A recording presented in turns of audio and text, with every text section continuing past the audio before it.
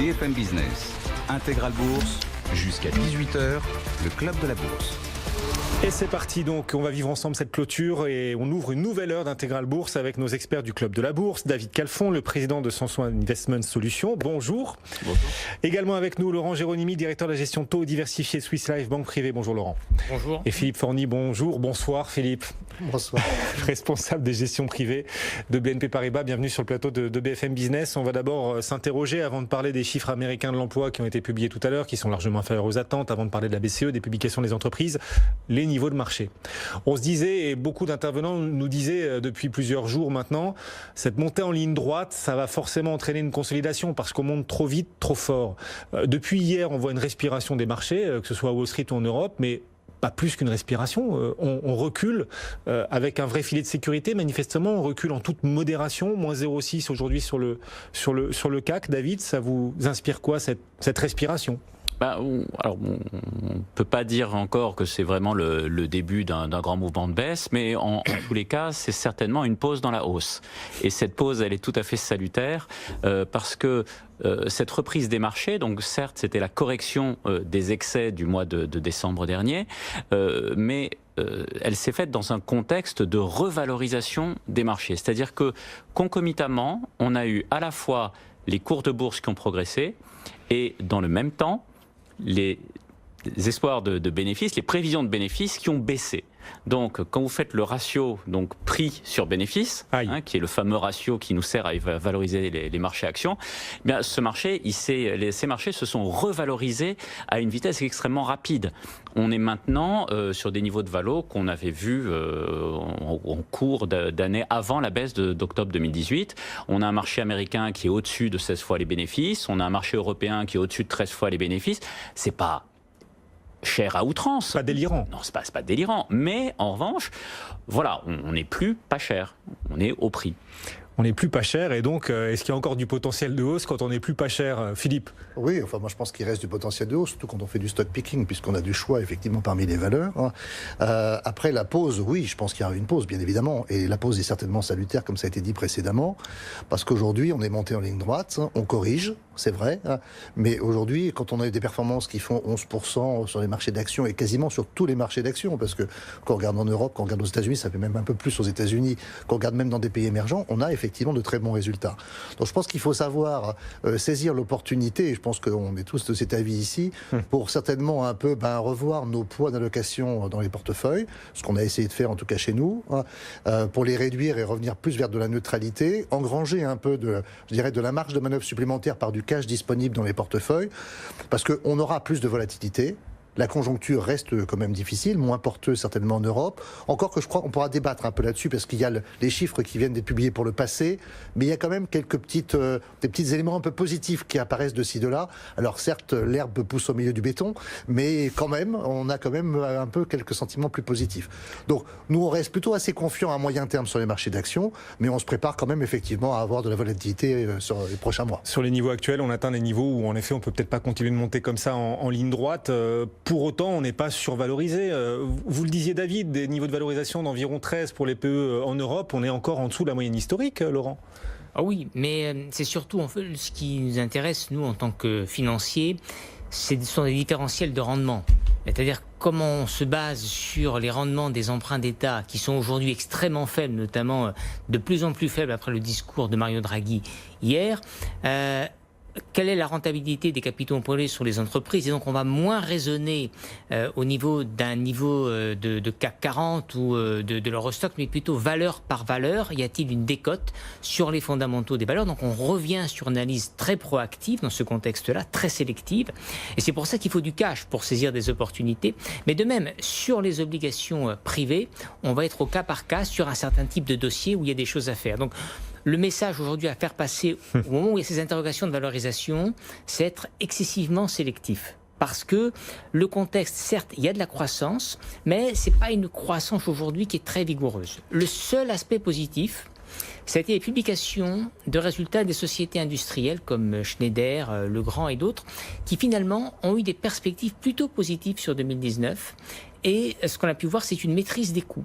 Donc dans un contexte de charges financières relativement faibles, vu le niveau des taux d'intérêt, il est fort possible qu'on ait des bonnes surprises. Mais pour l'instant, c'est la capacité des entreprises voilà, à répercuter les coûts, les hausses de certains prix, y compris par exemple hausse du pétrole là, depuis le début de l'année, la hausse des salaires aussi qu'on voit aux États-Unis. On va en reparler avec ce chiffre du mois de février qui est quand même assez spectaculaire, de hausse des salaires. Et puis en Europe aussi où les salaires commencent mine de rien à progresser. C'est sur leur capacité aux entreprises à répercuter ces coûts qu'elles pourront faire la différence en cette année 2019 et dans un contexte de moindre croissance. Absolument. La maîtrise des coûts sera l'élément essentiel et ça a été dans les publications, dans la publication de résultats des entreprises, un des critères très importants et notamment la génération de ce qu'on appelle le cash flow disponible, donc notamment au niveau opérationnel. Et on se le dit d'autant plus après ces chiffres de l'emploi américain. Alors on peut se dire ils sont mauvais parce qu'on a à peine 20 000 créations de postes au mois de février aux États-Unis. C'est quand même 9 fois inférieur aux attentes. On est sur un coup d'arrêt là. Oui, mais parallèlement, les salaires, eux, sont à un plot de 10 ans. Je pense qu'il faut quand même relativiser le chiffre, parce que le chiffre il est quand même victime de conditions météorologiques un peu compliquées. Donc il faut quand même voir le chiffre avec un peu de recul. Moi je pense qu'au-delà de ce chiffre, ce qui est le plus important, c'est quand même la progression des salaires. Parce qu'on est quand même dans une situation où les salaires continuent d'accélérer. Et si on avait dans le futur proche une correction à la hausse des créations d'emplois, beaucoup plus sensible que ce qu'on a vu là, ce qui est possible également, on va tout de suite s'interroger effectivement sur la poussée, sur l'inflation derrière, et donc sur le rôle bien fondé ou non de la politique de la Banque centrale. Or, on a justement eu un changement de pied très sensible de la Banque centrale le 4 janvier. Donc la Banque centrale est redevenue ultra accommodante. Donc dans cette situation, les marchés pourraient s'interroger à nouveau. Bon, je pense qu'on est dans une situation où on est quand même sur le fil du rasoir. Moi, je pense qu'il faut plus regarder la progression des salaires, voir si cette progression est continue, et il me semble qu'elle est continue. On est quand même dans un phénomène de plein emploi aux États-Unis, avec un taux de chômage qui est excessivement bas. 3,8%. Et même une participation au travail, je dirais un retour vers l'emploi qui s'améliore, quand on regarde les chiffres, qui étaient très mauvais jusque-là. Donc on a un contexte qui est quand même un peu interpellant, on va dire. C'est une bonne nouvelle, mais du coup on se demande si la Fed va pouvoir rester aussi accommodante qu'elle le dit depuis quelques semaines. En gros, est-ce que le changement de pied de Jérôme Powell était véritablement justifié? Est-ce qu'il risque de surprendre les marchés avec finalement peut-être plus de hausse de taux que ce qu'anticipent désormais les marchés avec ce discours très accommodant? Et puis surtout, là on joue quand même la crédibilité de la Réserve fédérale, parce que bien évidemment si elle était prise à contre-pied après le changement de pied du 4 janvier, ça serait vraiment très court en délai pour pouvoir le justifier. Donc du coup, vous savez que si on perd la crédibilité de la Banque centrale, on est dans une situation de marasme en général sur les marchés financiers. David. Donc c'est quand même quelque chose de très sensible. Oui, attention là sur la réaction de la Fed à ce bon chiffre des salaires aux États-Unis. Mais la Fed a été très claire. Ils se disent dépendants aux données économiques qui vont être publiées. Donc en fait, c'est un message que nous, dans nos métiers, on n'aime pas trop parce que vous avez le capitaine qui vous dit « je vais naviguer à vue ». En fonction des vagues, je vais à gauche, à droite. Avant, il était en pilotage automatique, alors c'était pire. Oui, bon. et donc là, effectivement, on risque d'avoir un petit peu plus de volatilité. La seule chose que l'on peut faire, et ce que la Fed demande finalement, c'est de leur faire confiance. On va s'adapter. Mais pour le moment, c'est pas très rassurant parce qu'effectivement, on manque de visibilité. Et parce que le problème, c'est que les marchés, ils anticipent quasiment plus de hausse de taux cette année aux États-Unis, mais qu'on a une inflation des salaires qui accélère. On le disait, salaire en progression plus forte depuis 10 ans aux États-Unis. Est-ce qu'elle va pouvoir, réussir à driver les anticipations des marchés, alors qu'eux anticipent en ce moment zéro hausse de taux globalement pour cette année 2019, alors que la Fed pourrait être contrainte quand même d'augmenter ces taux. Est-ce que là, il y a un risque d'effet ciseau, on va dire, Laurent? Oui, parce que en fait, pour rebondir sur ce que disait Philippe, vous savez, sur les marchés, on regarde ce qu'on appelle l'output gap, c'est-à-dire l'écart entre la croissance potentielle d'un pays et puis la croissance qui est publiée. On est quand même avec des chiffres aux États-Unis, avec 3,8% de taux de chômage. On est en plein emploi. Effectivement, là, il y a des créations, de nouvelles créations qui sont nettement moins fortes que les anticipations, mais le chômage est un indicateur qui est retardé par rapport à l'économie. Et donc, la gestion de l'output gap est un élément très fondamental des banques centrales. Il ne faut surtout pas qu'elles soient derrière cet écart. Et donc, c'est-à-dire ce qu'on appelle suivre le mouvement de la courbe des taux d'intérêt. C'est-à-dire si les investisseurs se rendent compte que finalement, il y a trop de liquidités, donc il y a une facilité, c'est-à-dire que la croissance peut s'emballer. Et donc, la courbe des taux d'intérêt aux États-Unis, en tout cas le rendement à 10 ans, pourrait tout d'un coup bondir à la hausse et faire peur au marché. Ça pourrait être une crainte si effectivement on a une économie américaine beaucoup plus forte que prévu dans les chiffres. Aujourd'hui, le taux de croissance des salaires est un élément qui pourrait inquiéter si effectivement il perdure, s'il y a une tendance à la hausse salariale. Mais elle est déjà là. Elle est déjà là depuis un an, cette tendance à l'accélération des salaires, Laurent. Et oui, mais alors on avait été surpris sur les chiffres publiés sur le 4e trimestre, notamment une faible consommation des Américains. Est-ce que c'est un chiffre qui est en retard? Est-ce que si on a déjà un cap sur les négociations commerciales sino-américaines, est-ce qu'on ne peut pas avoir un rebond au cours du 2e trimestre de l'année 2019? Et là, la Fed pourrait être prise à contre-pied. Ce genre de scénario peut être un scénario positif s'il est mal géré. Je dirais même positif pour l'économie, mais s'il est mal géré par la Fed, il pourrait redevenir très négatif. Et Philippe le disait, elle va jouer à nouveau sa crédibilité, les data dependent, mais quand même, elle va jouer sa crédibilité parce que le ton de Jérôme Powell, lui, avait complètement viré de bord la dernière fois qu'il s'est exprimé. Plus globalement, et si on allonge la vue, on se dit que la croissance américaine, non seulement n'est pas terminée, mais peut rester à un rythme soutenu encore longtemps. Philippe ? Alors, nous, ce que l'on dit, c'est qu'effectivement, d'abord, la crainte d'une récession imminente aux États-Unis et même en Europe, pour nous, on ne la voit pas vraiment de sitôt. Donc ça, c'est un élément déterminant, parce qu'évidemment, ça change complètement la construction d'un portefeuille si on pense qu'il y a une récession qui s'approche. Est-ce que la croissance va rester aussi vigoureuse qu'est-ce qu'elle a été sur les années passées aux États-Unis? Certainement pas, puisqu'il y a quand même un élément qui a été déterminant, notamment l'année dernière, c'est évidemment la réforme fiscale, qui a quand même dopé beaucoup l'économie américaine. Donc on a une décélération qui s'opère. Après, tout le jeu va être de comprendre l'ampleur de la décélération. Alors nous, on pense que ça va ralentir, on n'est pas très inquiet, on ne pense pas qu'on va évidemment tendre vers zéro. Parce que les États-Unis ont une capacité de rebond extrêmement forte et qu'on a quand même effectivement toute cette discussion compliquée autour de l'accord sino-américain et qui pourrait aboutir à peut-être une solution partielle. On n'est pas complètement convaincu de la solution totale, très franchement. Donc on pense qu'il peut y avoir peut-être une solution partielle, mais qui peut lever un poids sur les marchés également. Donc on reste plutôt favorable sur ce marché, mais c'est vrai que c'est un marché en décélération. Bon, et un marché, vous disiez, valorisation à Wall Street en ce moment, à peu près 16 sur les PE, David? Au-dessus de 16 fois. Et ce qu'il faut voir, c'est la croissance des bénéfices. Il faut bien comprendre que l'an dernier, on était à peu près à 16% de croissance des bénéfices attendus. C'est les bénéfices dans un an. Tout simplement, on était en pleine réforme fiscale, donc tout le monde était extrêmement optimiste. On est maintenant à une croissance attendue de l'ordre de 5%. Et pour vous donner une idée, cette croissance attendue, elle est inférieure à la croissance des bénéfices qui est attendue en Europe. Donc, et ça, c'est quand même une première. Alors effectivement, sur les chiffres européens, on peut se dire, on attend 6-7%, il y aura peut-être des révisions à la baisse en cours d'année. Donc il faut vérifier cela. Mais là, sinon, on serait un petit peu sur une première, avec une croissance bénéficiaire en zone euro qui serait supérieure à la croissance bénéficiaire aux États-Unis. Ça fait longtemps qu'on n'a pas vu ça. Donc vous dites alerte sur Wall Street, alerte sur les niveaux de Wall Street? Non, pas d'alerte majeure, c'est-à-dire il n'y aura pas de... Parce que la Fed est là. Il n'y aura pas de crack. On voit bien que la fonction de réaction de la Fed, elle n'est plus du tout en fonction des chiffres macroéconomiques, elle est surtout en fonction du niveau du S&P. On a vu au mois de décembre, dès que le S&P a franchi quelques niveaux à la baisse de manière un peu violente et secouée, tout de suite on a une réaction, une intervention. Donc... que là, effectivement, maintenant que le marché américain a remonté un peu, même si ça fait 2 jours qu'il consolide, ça se calme un peu, c'est pas vraiment un sujet. On va poursuivre ce club de la bourse dans un instant. On va s'interroger sur le marché obligataire qui a beaucoup attiré les investisseurs cette semaine, alors que les rendements sont extrêmement faibles. Quel signal ça envoie? Et puis, bien sûr, la Banque Centrale Européenne aussi, ce TLTRO, prêt géant au secteur bancaire annoncé hier et qui cette fois-ci, profite pas aux banques en bourse. On va essayer de comprendre pourquoi et quelle perspective ça ouvre sur ce secteur bancaire désormais et bien sûr aussi pour nos marchés. On se retrouve dans une poignée de secondes. Le CAC 40 actuellement perd 0,5%. BFM Business, Intégral Bourse, jusqu'à 18h, le club de la bourse. La suite avec Laurent Géronimi pour Swiss Life Banque Privée, Philippe Forny, BNP Paribas, David Calfon pour Sanson Investment Solutions. On évoquait ces marchés financiers qui reculent aujourd'hui. On vous rappelle à 11 minutes maintenant de la clôture du CAC 40 qu'on perd 0,5% à Paris, 0,5% sur pas mal de marchés européens et sur le S&P à Wall Street on abandonne 0,6% après les chiffres de l'emploi inférieurs aux attentes, beaucoup moins de création de postes qu'attendu, mais sans doute aussi pour des effets climatiques, des raisons liées au climat, à la météo.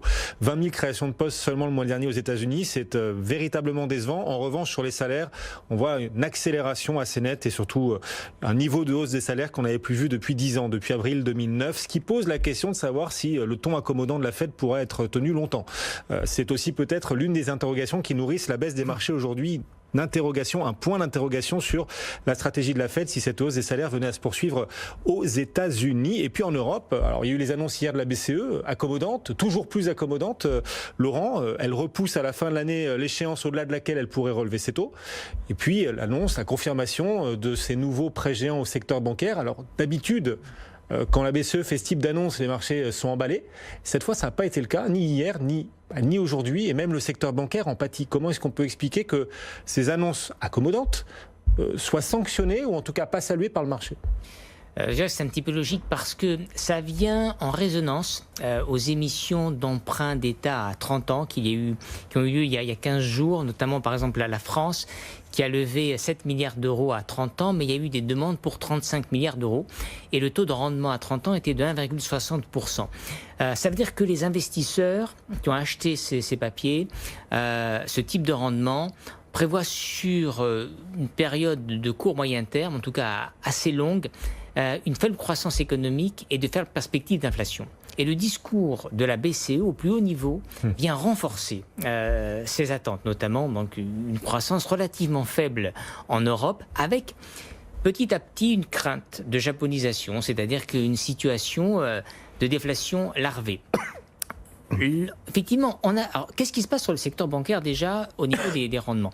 Les banques prêtent de l'argent avec une marge et elles-mêmes utilisent l'argent qu'elles ont en dépôt pour essayer de le rentabiliser.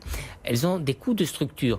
Mais l'écart entre cette rentabilité, la marge et leurs coûts diminue de plus en plus à cause justement des rendements qui sont relativement faibles. Et c'est pour ça qu'on essaie de compenser par un prêt géant, les TLTRO, qui démarreront en septembre. Exactement. C'est cette idée-là pour soulager les banques. Alors, de façon générale, également sur la zone euro, avec un cas très particulier qui sont les banques italiennes qui sont dans une situation un peu plus délicate que les autres banques de la zone euro.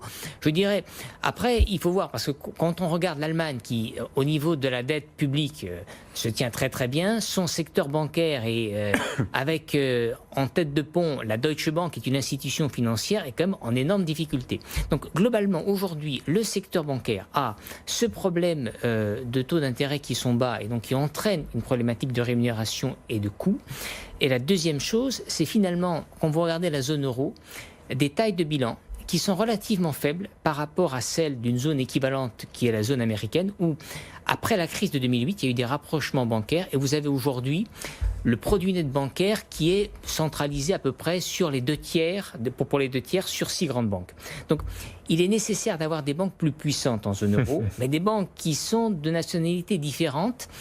Et donc on se rend compte qu'on retrouve la problématique aujourd'hui de la zone euro très politique.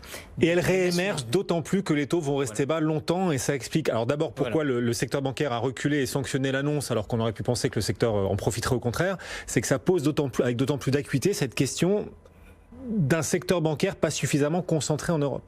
Ah ben c'est clairement. Et donc la politique de la BCE pourrait les encourager justement à fusionner entre elles, à se rapprocher, cette politique de taux bas prolongée ?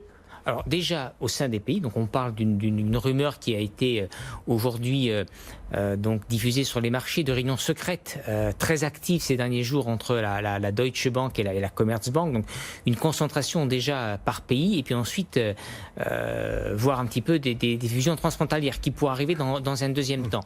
Mais c'est vrai que aujourd'hui la question donc du secteur bancaire sous-capitalisé par rapport à d'autres grandes zones est une vraie question. La question d'une gouvernance politique. Et c'est intéressant de voir aujourd'hui avec EssilorLuxottica qui a publié des chiffres. Il y a une problématique de la gouvernance au niveau d'Essilorluxottica. Est-ce que ça sera un Italien ou un Français qui pourrait prendre la direction générale d'ici 3 ans ? Donc vous imaginez une banque qui est stratégique pour un pays. Donc c'est vraiment très délicat. Une idée de fusion transfrontalière, il faudra que ça se passe parce qu'à un moment donné, mais aujourd'hui c'est très difficile de le faire passer politiquement. Philippe, votre regard là-dessus sur la BCE ? Oui, BCE et sur les taux longs, enfin, qui sont des niveaux effectivement très bas, sur les taux gouvernementaux. Moi, je suis un peu frappé par rapport à la notion de japonisation. La japonisation, en fait, on n'a pas des taux réels négatifs, puisque tout était négatif, y compris l'inflation. Hein. Alors qu'en Europe, c'est ça qui est très surprenant, c'est qu'on a une activité... Normalement, les taux longs baissent quand on est dans un mouvement de crainte majeure sur les marchés d'actions. Là, on a des taux qui ont baissé, notamment les taux allemands. On est quand même à 6 centimes de rémunération sur du 10 ans allemand, à peu de choses près, alors même qu'on n'a pas de crainte majeure sur les marchés d'actions. Qu'est-ce que ça va être quand on va avoir une crainte majeure? On va repasser en négatif. Donc, je pense qu'il y a quand même un phénomène un peu particulier, effectivement, sur ces taux. Et pour autant, vous l'avez signalé, on a beaucoup de demandes dans les adjudications à ces niveaux de taux. Alors, il y a quand même beaucoup d'investisseurs qui sont forcés d'acheter des taux. Il faut aussi voir ça comme ça. C'est que quand vous êtes une compagnie d'assurance, vous avez une gestion actif-passif, vous devez faire en sorte quand même de matcher, de rendre équivalente les deux côtés de votre bilan. Et donc bien évidemment, vous avez l'obligation, même si ça ne vous fait pas plaisir, et ça je vous confirme que ça ne leur fait pas plaisir, d'acheter ces niveaux de taux. Ça explique aussi une partie de ces mouvements. Tout à fait. Bon, pour les particuliers qui cherchent du rendement dans leurs investissements, ça ne va pas améliorer les choses. Non, alors ça, on ne va pas conseiller aux particuliers quand même d'aller acheter sur ces niveaux de taux. Mais si vous étiez américain... en dollars, ça serait intéressant de regarder parce qu'effectivement la courbe dollar n'est pas du tout la même et on peut avoir du 2% facile. David, le fait que les marchés ne saluent pas cette politique accommodante confirmée hier par la BCE, est-ce que c'est aussi le signe que cette politique accommodante, certes, elle n'a pas le choix, elle est obligée de la mettre en place parce que l'économie européenne est fragile et pour autant elle est de moins en moins efficace et donc les marchés s'interrogent de plus en plus là-dessus? Alors, je pense que avant tout, c'est quand même un constat d'échec. C'est que finalement, ce que l'on aurait aimé voir, c'est une mesure d'accompagnement de type TLTRO qui permette de faire passer la pilule d'une hausse des taux courts. Ça aurait été le scénario idéal. Qu'on en soit réduit à avoir un TLTRO en nous expliquant qu'on va conserver les taux négatifs, maintenant quand on regarde la courbe des futurs, pour retrouver un espoir d'avoir l'Euribor positif, il faut attendre maintenant la fin de 2021, donc c'est quand même très long. On touche le paradoxe d'une politique monétaire ultra accommodante, c'est-à-dire que plus cette politique monétaire ultra accommodante dure longtemps, plus à la fin, elle peut devenir restrictive. Pourquoi? Par le biais des banques. Puisque en fait, ces taux négatifs rognent la rentabilité des banques. Si ça dure trop longtemps, les banques se retrouvent avec finalement des portefeuilles d'investissement où vous avez effectivement un portefeuille des produits de taux avec des coupons assez confortables qui finalement finissent par arriver à échéance. Vous les remplacez avec quoi? Avec des emprunts qui n'ont quasiment plus de rendement. Résultat des courses, vous amputez la capacité des banques à prêter de l'argent. D'où la nécessité, l'obligation d'avoir un TLTRO.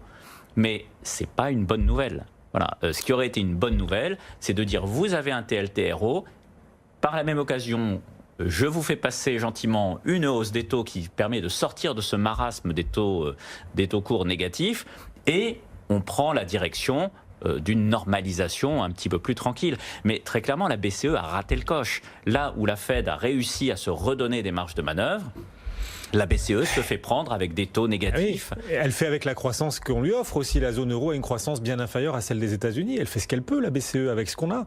Oui. Et on a moins que les Américains en termes de croissance, David. Certainement, mais on a l'impression finalement que la BCE ne va pouvoir finalement que éviter la récession, mais en aucun cas générer de la croissance. Et alors, c'est vrai que Laurent, la BCE, c'est une banque centrale face à plusieurs gouvernements. Aux États-Unis, au Japon, une banque centrale face à un gouvernement. Mais malgré cela, on voit qu'aux États-Unis, la Fed a dû faire volte-face en disant on arrête la normalisation de la politique monétaire. Et donc la vraie question, c'est peut-on un jour, depuis 10 ans, on a joué aux apprentis sorciers, peut-on un jour revenir dans une situation normale ?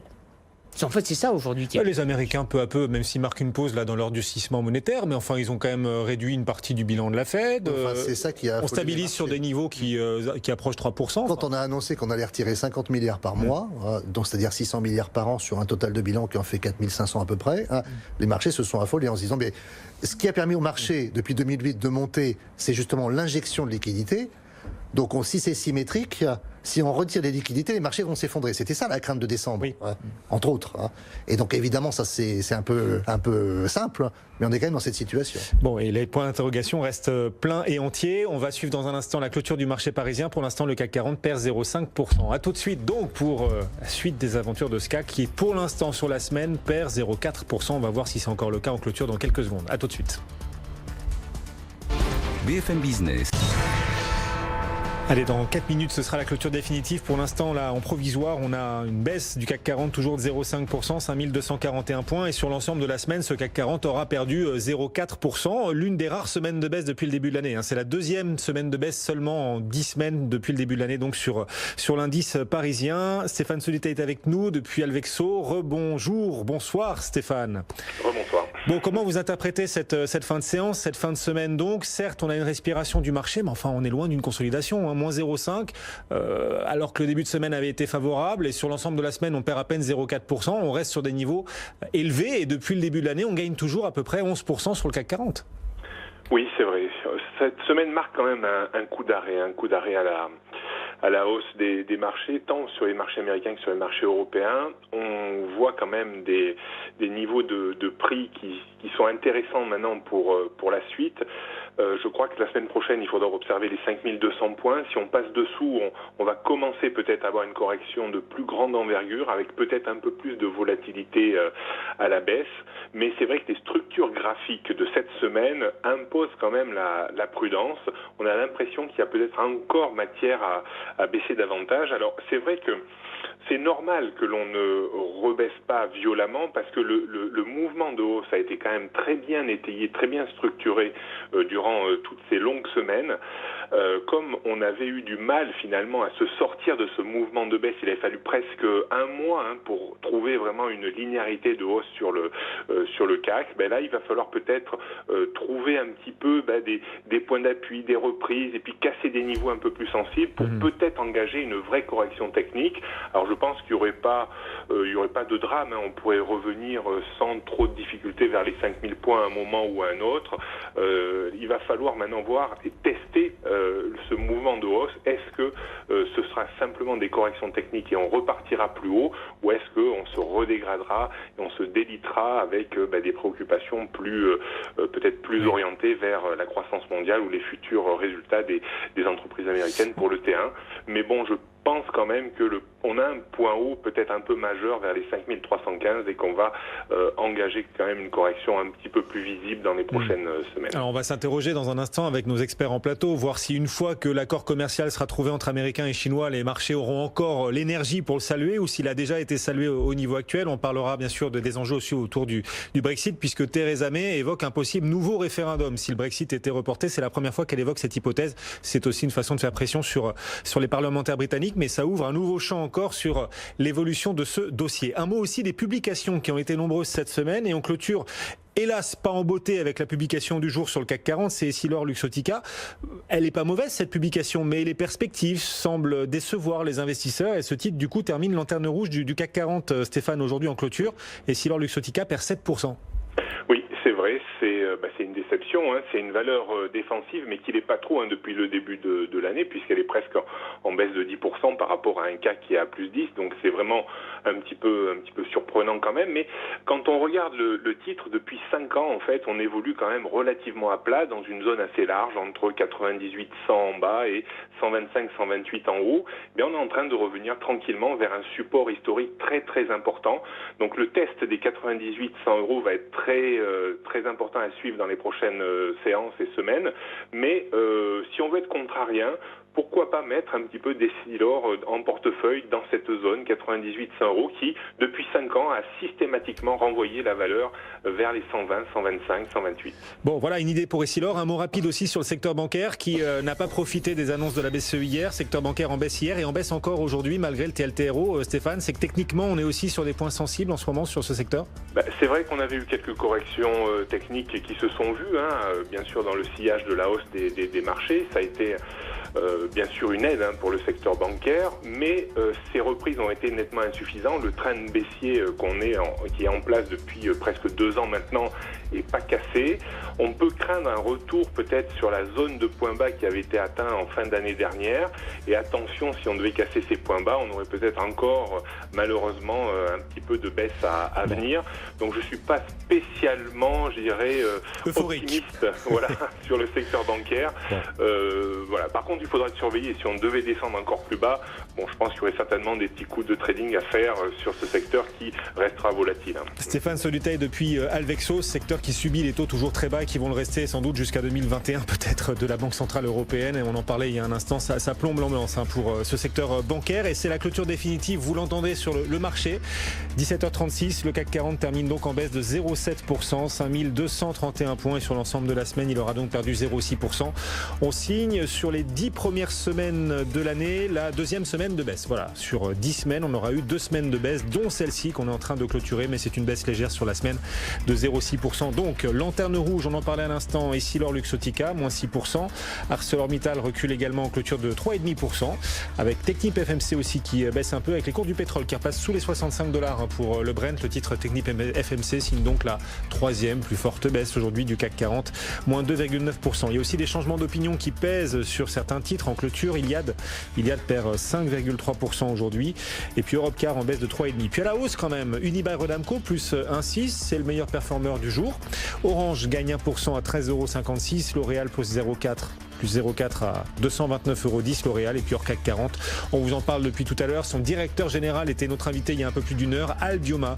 Albioma publie un bénéfice en progression de plus de 18% l'an dernier. Le titre Albioma gagne quasiment 7,5%, 20,35 €. Et on a Midcap Partners notamment qui relève son objectif de cours sur ce titre Albioma. Voilà ce qu'il faut retenir de cette fin de semaine boursière. Donc le CAC 40 termine sur une respiration, une baisse certes, et la première baisse hebdomadaire en quasiment 2 semaines pour ce CAC, qui signe depuis le début de l'année sa deuxième semaine de baisse, moins 0,7, 5231 points. BFM Business, Intégral Bourse, on refait la séance. On rejoindra Srablena Qualiozzi aussi à Wall Street dans un instant. Wall Street qui recule également. On poursuit ce club de la bourse en attendant avec Philippe Forny, BNP Paribas, David Calfon, Sanson Investment Solutions, et puis Laurent Géronimi également, Swiss Life Banque Privée. Est-ce qu'il y a un risque, après avoir acheté la rumeur d'un accord commercial entre Américains et Chinois, un risque qu'après avoir acheté la rumeur donc on finisse par vendre la nouvelle? C'est assez traditionnel ça sur le marché. Qui le sent comme ça, le marché pour la suite? Moi, pardon. Tout le monde apparemment. Non, tout le monde le pas. sent. On sait pas ce qu'on va dire. En tous les cas, le marché est redevenu sur ce sujet vulnérable. Parce que y a un vent d'optimisme qui a été savamment orchestré et alimenté par les équipes américaines.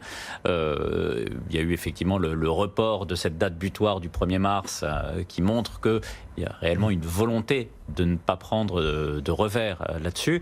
Je pense qu'il ne faut pas aussi se cacher. Il y a bien entendu un enjeu politique et de politique intérieure fort pour Donald Trump, qui n'a pas envie de se prendre échec sur échec, parce que l'événement du shutdown n'a quand même pas été très très glorieux. Donc je pense qu'il en est au stade où il serait de bon ton pour lui de montrer un succès. Et ce dossier-là est assez idéal. À quoi, 1 an et demi à peine de la présidentielle américaine, Philippe? Moi, je crois que c'est effectivement la machine qui va se mettre en marche à partir de l'été. Et donc, évidemment, il va chercher à trouver, à régler des problèmes, à montrer qu'il a réglé des problèmes. On ne peut pas dire effectivement qu'il a eu beaucoup de succès jusqu'à présent, parce qu'à part avoir signé un accord avec le Mexique et le Canada avec une pression maximale, ça ne marche pas si fort que ça avec la Chine. Alors nous, on pense qu'il va y avoir un accord partiel, parce que les Chinois ont aussi un intérêt à le trouver. On voit bien que le président chinois et le Premier ministre chinois sont quand même dans une situation un peu plus compliquée qu'il y a 1 an en arrière. Donc il y aura certainement quelque chose. Est-ce que ça sera suffisant pour satisfaire les marchés ? Je pense que la question reste posée. J'en suis pas du tout convaincu. Parce que je pense qu'on attend beaucoup et qu'on risque de pas avoir beaucoup de bonnes nouvelles de ce point de vue-là. Par contre, il risque de se passer autre chose derrière. C'est qu'une fois qu'on pourra imaginer qu'on présente un accord avec les Chinois comme étant quelque chose de réglé, le président américain pourrait se tourner vers l'Europe pour attaquer le 3e pôle de déficit commercial, qui est l'Europe et principalement l'Allemagne. On serait le nouveau punching ball de Donald Trump. On peut quand même l'imaginer. Et donc, dans la conjoncture qu'on dépeint depuis ce début de plateau sur l'Europe, évidemment, ça serait certainement pas une très bonne nouvelle. Pompon. Et bien évidemment, ça risque de durer parce qu'on serait dans la période préélectorale. La campagne va durer quasiment 1 an et demi à partir de l'été. Donc, on va être dans une situation, à notre avis, qu'il faut prendre en compte. Alors aujourd'hui, il n'y a pas de certitude, bien évidemment, mais il y a quand même une difficulté. Et je pense qu'il faut qu'il arrive en présentant évidemment, la pire des choses pour lui, ça serait d'arriver vers l'élection avec une activité économique américaine qui baisse. Ça serait la pire des choses. C'est la menace suivante qui pèse. Alors, on parlait de l'accord à venir avec la Chine, mais qui pèse aussi sur l'Europe, avec une pression accrue sans doute de Donald Trump, qui aura besoin aussi vis-à-vis de son électorat, à mesure qu'on approchera de l'élection, de dire « Regardez, je suis encore protectionniste, même s'il signe des accords avec tout le monde ». Absolument, c'est ça, c'est sa logique. Il a une logique quand même de politique intérieure, une logique de politique intérieure, je dirais, mais un petit peu bas de gamme, hein, pour utiliser une expression un peu crue. C'est qu'il dit voilà, moi je crée des emplois parce que effectivement je rétablis un déficit qui se retrouvait contre les États-Unis et qui a été mal réglé précédemment. Heureusement que je suis là et je fais tout. En gros, c'est ça son discours vis-à-vis de la clientèle, sa clientèle électorale. C'est vrai que pour l'Europe et notamment pour l'Allemagne, taper sur le secteur automobile, ça serait pas bon du tout. À ce moment où aujourd'hui où on parle. Mais d'un autre côté, ça permettrait peut-être aux Européens de se rendre compte qu'il faut une meilleure gouvernance politique et une meilleure question de la croissance potentielle en Europe. Parce qu'aujourd'hui, on a du mal à répondre à cette question. On essaye par des réformes. Mais des réformes, on voit que c'est très difficile. Elles ont été faites dans le sud de l'Europe, dans pas mal, à part l'Italie, mais l'Espagne s'est réformée, le Portugal s'est réformé, donc la croissance potentielle, on se pose les questions et on essaie d'y répondre. S'il y a quelques pays seulement qui sont... On assiste quand même à des matchs un peu spectaculaires et un peu nouveaux quand même entre des dirigeants européens. Bien sûr, Macron et l'Italie, mais on voit ce qui s'est passé avec les Pays-Bas récemment autour d'Air France. On a quand même une conjoncture politique européenne qui est quand même particulièrement difficile. On va continuer d'en parler dans un instant. La suite de Club de la Bourse à suivre. Et puis tout de suite, on va poser un pied aux États-Unis. On va rejoindre Sabrina Quagliozzi à Wall Street. On la rejoint en direct depuis Manhattan. Chaque jour, Sabrina, depuis donc cette séance américaine qui se passe toujours tranquillement, mais en baisse. Sabrina, après les chiffres de l'emploi américain qui ont été très décevants, le S&P recule, le Nasdaq recule, le Dow Jones recule. Et oui, effectivement, tous les indicateurs sont au rouge aujourd'hui. On continue sur ce mouvement de baissier opéré depuis le début de la semaine, avec un Dow Jones qui est à 25 349 points actuellement à la mi-séance. Le S&P 500 bien en dessous des 2800 points. Quant au Nasdaq, une baisse de 0,5% pour l'indice, avec aujourd'hui sur le devant de la scène, bien sûr, ces chiffres de l'emploi américain, les chiffres officiels du département du travail, toujours très attendus, avec des créations d'emplois pour le mois de février qui sont sortis nettement, largement en dessous des attentes de la communauté financière. 20 000 créations de postes seulement, un plus bas depuis le mois de septembre 2017, nettement en dessous de ce qui a été enregistré sur le mois précédent et des attentes, puisque le consensus attendait au moins 180 000 créations d'emplois sur le mois de février. Des coups, les experts, les économistes s'interrogent comment expliquer ces chiffres nettement inférieurs aux attentes et inférieurs à la moyenne enregistrée sur les derniers mois. Peut-être le shutdown, peut-être les effets de saisonnalité, tempête de neige aux États-Unis. En tout cas, Larry Kudlow, qui est le conseiller économique de la Maison-Blanche, a indiqué qu'il ne fallait pas y prêter attention. On verra s'il y a une rectification de ces chiffres. En tout cas, le taux de chômage, lui, il recule. On passe de 4 à 3,8% de la population active. Et puis surtout, le salaire horaire moyen affiche une hausse plus marquée prévue de 3,4% sur un an. Du côté des entreprises, alors c'est très calme aujourd'hui. Quelques résultats au menu du jour, parmi lesquels Costco dans le secteur de la distribution, en grosse semaine pour les valeurs de la distribution, avec des chiffres qui sont supérieurs aux attentes et un titre qui se distingue à la hausse. Costco qui prend plus de 5%, la hausse s'accélère.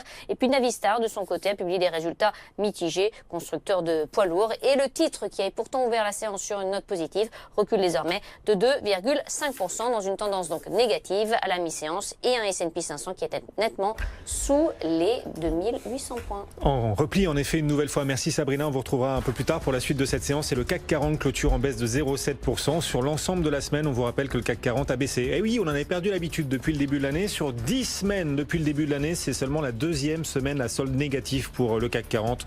Rien de bien méchant, sur l'ensemble de la semaine, on perd à peine 0,6% et on est toujours en clôture aujourd'hui au-dessus des 5200 points. On va continuer d'en parler dans la suite du Club de la Bourse dans une poignée de secondes. On reviendra sur les chiffres américains décevants, quoique les salaires signent leur plus forte hausse depuis 10 ans quand même aux États-Unis. Puis on reviendra aussi sur le Brexit. Theresa May parle d'un possible nouveau référendum. À tout de suite. BFM Business, Intégral Bourse, jusqu'à 18h, le Club de la Bourse. Après cette clôture hebdomadaire en repli de 0,6% sur l'ensemble de la semaine, c'est le bilan pour le CAC. Aujourd'hui, on perd 0,7%. Et en fait, cette baisse hebdomadaire, elle s'est jouée aujourd'hui et quasiment intégralement aujourd'hui sur ce marché de l'emploi américain qui a déçu. 20 000 créations de postes seulement en février aux États-Unis. C'est 9 fois inférieur aux attentes, mais c'est sans doute dû aussi à des éléments météorologiques. Les salaires, eux, progressent aux États-Unis et signent même leur plus forte hausse en 10 ans. Donc, il y a aussi des choses positives à prendre dans ce chiffre de l'emploi publié tout à l'heure. CAC 40 en baisse donc de 0,7 en clôture et Wall Street qui recule de 0,5% pour le S&P en ce moment. On va en parler avec nos 3 experts qui sont toujours en plateau avec nous pour ce club de la bourse. Philippe Forny, BNP Paribas, David Calfon pour Sanson Investment Solutions et Laurent Géronymi, Swiss Life, banque privée. Juste pour recadrer les choses, vous estimez sur les niveaux de marché actuels après la hausse de 11% quand même pour le CAC depuis le début de l'année, et alors qu'on a ces chiffres de l'emploi américain un peu décevants, sauf les salaires, mais sinon les créations d'emplois posent question, peut-être des raisons météorologiques, mais voilà, un nouveau signe peut-être... question qui se pose sur la dynamique et la durabilité de la dynamique américaine. Les chiffres européens qui déçoivent, la BCE a baissé hier sa prévision de croissance, l'OCDE l'avait fait de façon spectaculaire en début de semaine. Vous estimez qu'on est désormais mûr pour les marchés, mûr pour consolider plus franchement que cette baisse hebdomadaire de 0,6% qui n'est pas bien méchante pour l'instant ? Oui, David. Nous avons en tous les cas positionné nos portefeuilles pour un repli. Alors, c'est pas un crack qu'on attend, mais un repli de 3-4% nous semblerait tout à fait sain et logique dans le contexte actuel. Ça serait quoi l'étincelle ? Parce qu'on voit que l'abaissement des prévisions économiques, certes, ça fait un peu respirer le marché, mais ça ne suffit pas à créer une vraie consolidation. Quelle serait l'étincelle pour voir une consolidation ? La consolidation, elle se fait pas juste en une séance. C'est des mouvements qui se construisent petit à petit. En fait, bien entendu, les chiffres économiques sont là, mais on a également beaucoup de facteurs d'incertitude. On parlait du Brexit il n'y a pas longtemps. On parlait de la guerre commerciale avec un Donald Trump qui pourrait se tourner vers l'Europe. Il faut voir que le sujet du commerce international, c'est un sujet qui est quand même extrêmement sensible. Parce que ce que l'on voit, notamment dans la zone euro, c'est que tout ce qui est industriel, tout ce qui est lié au commerce international a tendance à souffrir, et à souffrir de manière extrêmement sévère. Beaucoup plus que les services. Mais tout à fait, parce que les services, c'est lié quelque part à l'activité domestique, à l'activité intérieure. Et ce qu'on a vu, et ce qu'on constate, c'est une dichotomie qui s'est installée avec économie intérieure qui tient plutôt bien, et tout ce qui touche au commerce international et à l'industrie, qui est, on l'a vu avec les indices des directeurs d'achat sur le secteur manufacturier, on est en dessous de 50 et de manière très nette. On touche pour...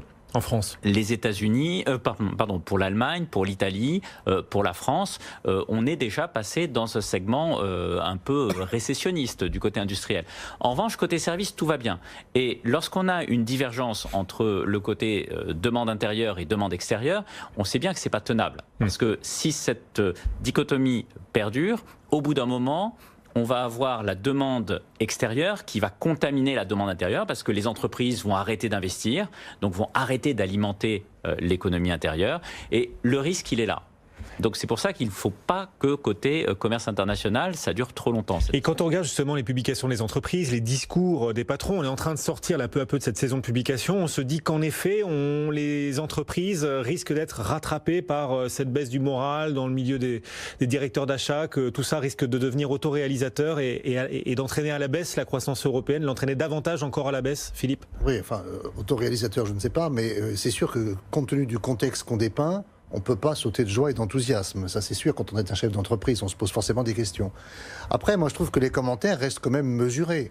Bien sûr, chacun signale les risques. Chacun signale les risques autour du commerce mondial, ça a été évoqué. Chacun signale les risques autour du Brexit, ça a été évoqué. Mais on voit quand même que le sentiment qu'on a, c'est que sur ces 2 dossiers qui sont majeurs, on va peut-être avoir quelques éclaircissements prochainement. Le Brexit, on va peut-être en reparler après, on a normalement une date fatidique au 29 mars, dont tout le monde a compris qu'il ne se passerait pas grand-chose le 29 mars. Donc ça veut dire qu'on va peut-être proroger, mais on sait que la prorogation, de toute façon, elle sera courte. Parce qu'il y a des élections européennes, il y a une nouvelle assemblée qui va devoir se mettre en place, ça va être compliqué derrière. Donc pour vous, forcément, le Brexit aura lieu avant les élections européennes. Parce que sinon, les Britanniques vont devoir voter et pouvoir voter à ces élections. Ce que je dis, c'est que s'ils sont dans l'Union européenne, ils sont censés devoir voter aux élections européennes. Et donc on aurait des députés britanniques alors que la Grande-Bretagne sort de l'Union. Rien n'a été organisé pour le faire. Donc impossible. Donc aujourd'hui, on est dans une situation qui est absolument ubuesque. Et donc évidemment, on va devoir trouver... Et je pense que c'est pour ça que Mme May fait une pression d'enfer en ce moment en expliquant qu'on peut aller vers un deuxième vote ce qui serait quand même très surprenant, mais bon. Et donc, nous, le sentiment qu'on a, c'est qu'effectivement, on va traverser une phase de turbulence, et avec à juste titre, mais qu'aujourd'hui, on n'est pas particulièrement inquiet de cette situation, et que compte tenu du fait qu'on a quand même beaucoup abaissé la toile, et qu'on a aujourd'hui, sur un portefeuille équilibré, on est revenu complètement à la neutralité, et qu'on a quand même engrangé quelques bénéfices dans la période qui vient juste de s'achever, on a quand même le sentiment qu'on va pouvoir réutiliser ces munitions pour faire des choses intéressantes. Donc aujourd'hui, on n'est pas spécialement inquiet de cette situation. Mais on attend une petite consolidation avant d'utiliser ces munitions. Bien sûr, on va pas le faire maintenant, mais la consolidation, pour nous, elle sera limitée, parce que objectivement, quand vous êtes un investisseur, quel choix vous avez aujourd'hui, hein ? Vous allez faire des taux allemands à 6 centimes, vous allez faire des taux français à 50 centimes. Et ils le font, vous avez vu la demande sur les oui, taux. Enfin, pas les particuliers. Donc, les particuliers vont pas faire du high yield, et encore, parce que même les taux du high yield sont quand même pas extraordinaires. C'est pas les particuliers qui font le marché, on peut le regretter d'ailleurs. C'est vrai, mais on est quand même dans une situation où quelque part, tout le monde cherche un peu de rendement, et le rendement, il est quand même, quand on regarde le dividend yield, etc. en Europe, on a quand même des rendements de l'ordre de 4%, 3,5%, 4%. Donc c'est très nettement supérieur à ce qui se passe sur les marchés de taux, hein. Donc ça reste évidemment un facteur technique qui reste favorable. Les signaux que nous envoient les entreprises à travers les publications, vous les avez suivis aussi, Laurent. Quels sont-ils et quelles forces ou faiblesses d'ailleurs est-ce que ces signaux peuvent apporter au marché pour la suite ? Je trouvais plutôt des signaux de confiance dans le management. Donc il y a tout un travail de maîtrise de coûts, un travail de compréhension de l'environnement et géopolitique et politique et de ce climat assez tendu. Moi j'ai trouvé quand même par rapport, en plus on était en France dans un contexte de gilets jaunes, etc. J'ai trouvé les entreprises françaises très dynamiques à l'international, mais également au niveau intérieur. Je crois que le vrai pari aujourd'hui, c'est de se dire, effectivement, ni les Américains ni les Chinois n'ont intérêt à avoir leurs négociations capotées ou alors avoir un semi-échec. Donc il faut un cap sur une issue favorable aux négociations commerciales sino-américaines. Mais après, c'est l'Europe.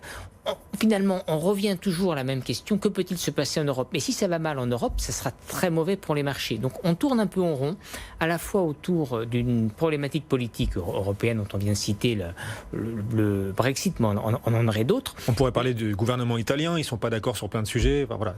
Cacophonie, y compris dans les pays. Et la deuxième chose, c'est finalement cette problématique de la dette qui vient du dogmatisme allemand, mais que les Japonais ne se posent pas, que les Chinois ne se posent pas et que les Américains ne se posent pas. Parce que ça, c'est l'élément nouveau. C'est-à-dire qu'autant la Fed et tant les républicains que les démocrates ne se posent plus de questions aujourd'hui sur le déficit américain. Le déficit en pourcentage du PIB, il laisse ça, c'est plus du tout le sujet. Le sujet, en fait, est orienté sur la croissance et d'une redistribution d'une partie de la croissance au niveau social est le plus vaste possible. D'ailleurs, à ce stade, même le Congrès américain a voulu quasiment interdire les rachats d'actions par les entreprises de façon à ne plus créer de dichotomie entre ceux qui avaient beaucoup d'argent et qui prenaient beaucoup de risques sur la bourse et ceux justement qui en avaient moins et qui étaient moins sur les actifs risqués.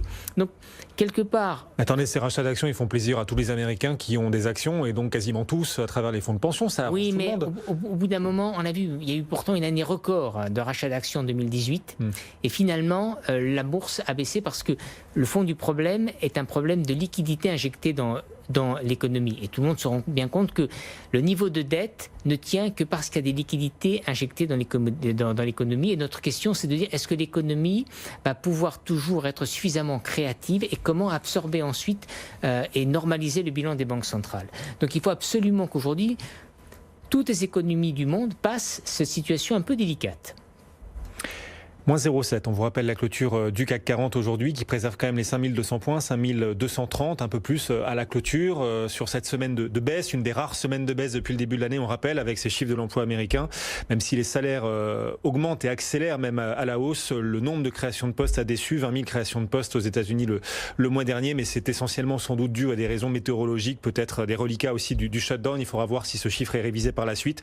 Et puis les annonces de la BCE, très accommodantes hier, qui n'ont pas suffi à rassurer les marchés. On en a beaucoup parlé dans ce club de la bourse. Il nous reste 2 minutes pour évoquer la semaine prochaine. Elle sera marquée par à nouveau le Brexit la semaine prochaine, parce que le Parlement britannique doit voter.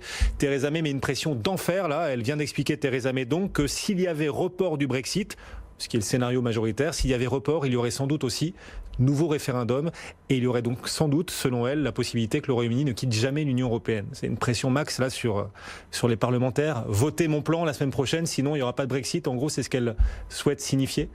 David ? Oui, très clairement, on voit là quand même qu'on est dans un manque de visibilité qui culmine. Hein. Là, on touche vraiment le paroxysme de cet épisode. On voit bien que finalement, on se retrouve littéralement à la veille de la date butoir et que il n'y a pas d'accord, il n'y a rien, et on veut quand même tout faire pour qu'il n'y ait pas de catastrophe économique, parce que ça serait une mauvaise nouvelle pour les Anglais, mais les répercussions sur le reste de la communauté européenne ne seraient pas nulles. Hein.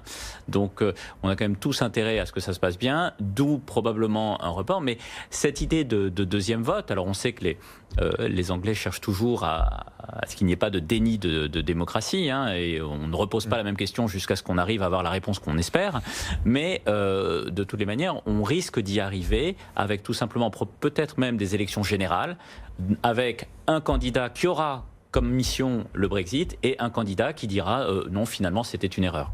Bon, un risque sur vos gestions, messieurs, le Brexit ou pas? Est-ce que c'est quelque chose dont on tient compte dans les choix d'allocation en ce moment? Il y a un risque de place sur les PEA quand même, une question se pose, parce que vous avez dans les PEA évidemment qui sont européens des titres britanniques, et donc il va falloir effectivement traiter le sujet de ces titres britanniques si le Brexit se réalisait. Et donc il y en a quand même un poids qui est significatif. Il risque de plus être éligible au PEA. Exactement. Donc il y a une question de place. Alors c'est pas une inquiétude majeure parce qu'on aura certainement des délais pour se mettre en conformité, j'imagine, mais il y a quand même un vrai sujet qui est posé. Laurent? Et puis surtout, si on est le scénario catastrophe d'un Brexit dur où on n'a aucune visibilité, alors là, les marchés vont brutalement chuter. Voilà. Ça va se jouer rapidement. La semaine prochaine, vote du Parlement britannique, ce sera le 12 mars sur le plan négocié par Theresa May avec Bruxelles. Si le vote est négatif, le lendemain, il y aura un vote sur un hard Brexit. Et si c'est négatif sur le hard Brexit, le lendemain, donc le 14, ce serait un vote pour un report du Brexit. Mais Theresa May prévient que s'il y a report, il pourrait y avoir nouveau référendum et donc pas de sortie de l'Union européenne. C'est fabuleux quand même. Feuilleton qu'on va continuer de suivre, bien évidemment. Le CAC 40 termine en clôture à moins 0,7% sur l'ensemble de la semaine. Il aura perdu 0,6%. Merci à tous les trois. Le club de la bourse, toujours très riche. David Calfon, Sanson Investment Solutions pour être plus juste. Philippe Forny pour les gestions privées de BNP Paribas. Laurent Géronimi pour Swiss Life, banque privée. Merci Laurent également d'être venu nous voir. Donc vous retrouverez Grégoire Favet lundi et dans un instant vous retrouvez Guillaume Paul pour Inside. Bonne soirée à tous. BFM Business, Intégral Bourse, jusqu'à 18h, la bourse en temps réel.